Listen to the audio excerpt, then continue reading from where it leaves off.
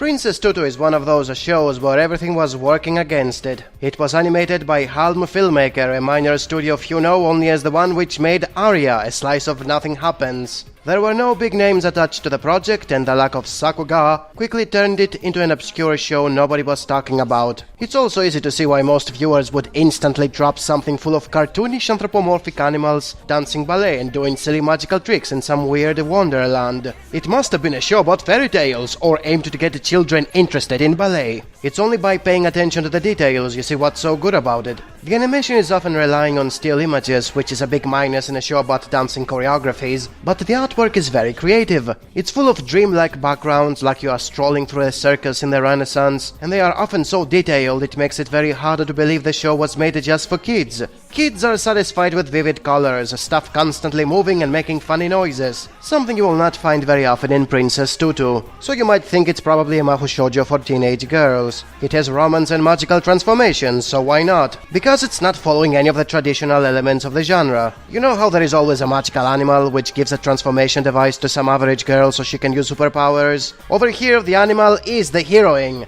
You know how the boy she goes after is obviously going to be her future boyfriend? It doesn't happen. You know how she uses a magic wand to defeat monsters with the power of love? You won't get it here. Maybe it's going for a seinen approach, and it's cute girls doing cute things. The character designs are implying it, and you can tell apart most characters only by their hair color. It does have some of that, but not nearly enough to count as moe. Perhaps it's mature for being full of nudity and sexuality? It does have some of that too. The heroine ends up naked after a transformation, and there are bishonens without shirts and bishojos in leotards. As a whole, it's not that much to count as gritty or graphical. Princess Tutu is a bit of everything. It doesn't follow a specific formula, and despite being fairly repetitive, you are never quite sure what's going to happen next. Oh, I said repetitive, didn't I? That sounds like it's episodic and I should hate it. Well, I don't, because it's semi-episodic. The structure of the episodes is specific and most minor characters appear only for one episode, but things are moving forward most of the time. The progression is slow and simple, but it's there and you can't skip episodes without missing something. Basically, Princess Tutu is a subversion in the best possible way. Not only it bends all the cliches, it's also much more than your average magical girl anime.